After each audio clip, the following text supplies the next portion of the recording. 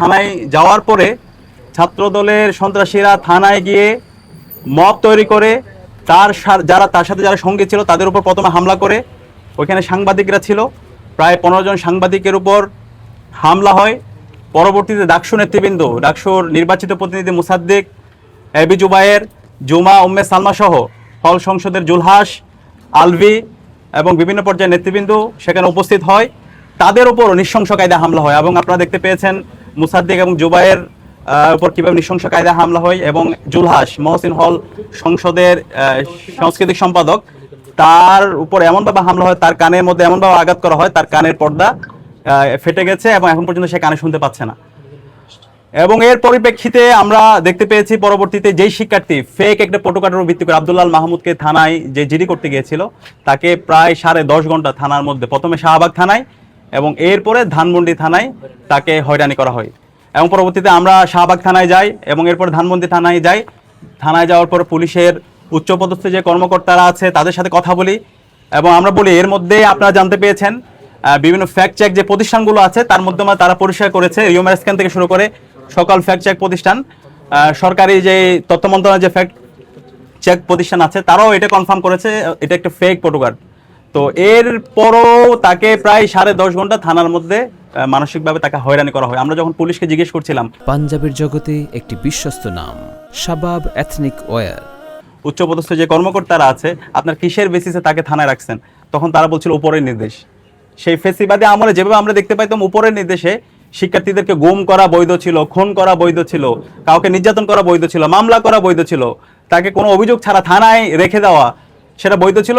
তার একটা প্রতিচ্ছবি আমরা গত 23শে ফেব্রুয়ারি এবং 24শে ফেব্রুয়ারি রাত পর্যন্ত আমরা সেটা দেখতে পেয়েছি।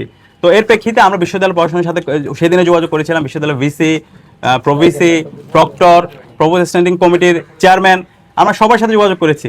5 ঘন্টা ধরে শাহবাগের এই জায়গায় দফায় দফায় ছাত্রদলের সন্ত্রাসীরা হামলা করছিল, কিন্তু বিশ্ববিদ্যালয় প্রশাসন এবং প্রক্রিয়ার বডির যেভাবে কার্যক্রম সেখানে দৃশ্যমান হওয়া দরকার ছিল সেটা আমরা দেখিনি।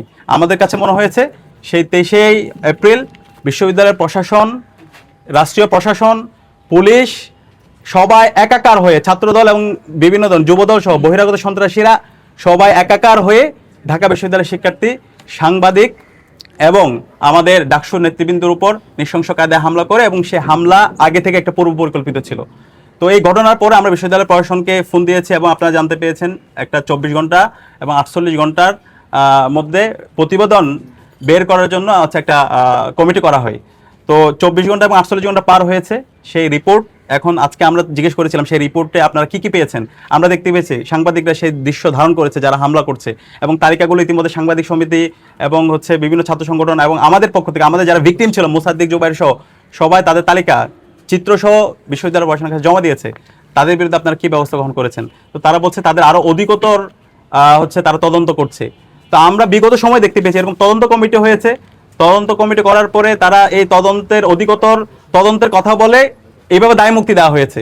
আমরা সুস্পষ্টভাবে বলেছি যে এই ছাত্র দলের সন্ত্রাসীরা শিক্ষার্থীর উপর হামলা করছে, থানায় সাংবাদিকদের উপর মব তৈরি করে হামলা করেছে, ডাকসু নেতৃবৃন্দের উপর হামলা করেছে, ওসির সামনে মব তৈরি করে হামলা করেছে, এরা ক্রিমিনাল অফেন্স করেছে। 15 জুলাই ছাত্রলীগের সন্ত্রাসীরা পাঞ্জাবের জগতে একটি বিশ্বস্ত নাম শাবাব এথনিক ওয়্যার, বহিরাগত নিয়ে এসে এবং বিশ্ববিদ্যালয় সন্ত্রাসীরা যে কায়দায় হামলা করেছে ঠিক একই কায়দায় তার চাইতে জঘন্যভাবে শাহবাগ থানায় এই ছাত্র দলের সন্ত্রাসী হামলা করেছে এবং সেই হামলার চিত্রগুলো আপনাদের কাছে আছে। এবং আমরাও আজকে ডাকসুর পক্ষ থেকে 7 সদস্যের একটা তদন্ত কমিটি করেছি, একদম ডিটেলস 22 জনের আমরা আপনাদেরকেও দিয়ে দেবো। 22 জনের ডিটেলস তথ্য এখানে আছে, ড্রাইভ করে তাদের হামলার চিত্র, তাদের সম্পর্কে বিস্তারিত এবং তাদের ফুটেজ, হামলা সময় কোন পজিশনে ছিল সব আমরা তাদেরকে প্রদান করেছি।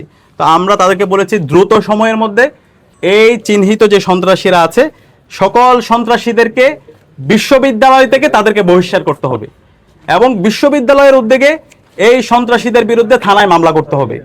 এবং আমরা একই সাথে বলেছি যারা মারাত্মকভাবে আহত হয়েছে, জুলহাস এখনো কানে শুনতে পায় না, মুসাদ্দিক, জুবায়ের থেকে শুরু করে যারা আহত অবস্থায় আছে আলবি, তাদের পূর্ণাঙ্গ চিকিৎসার দায়িত্ব বিশ্ববিদ্যালয় প্রশাসনকে নিতে হবে। এবং একই সাথে যে সাংবাদিকতা আমরা সবসময় বলি সাংবাদিকদের আমরা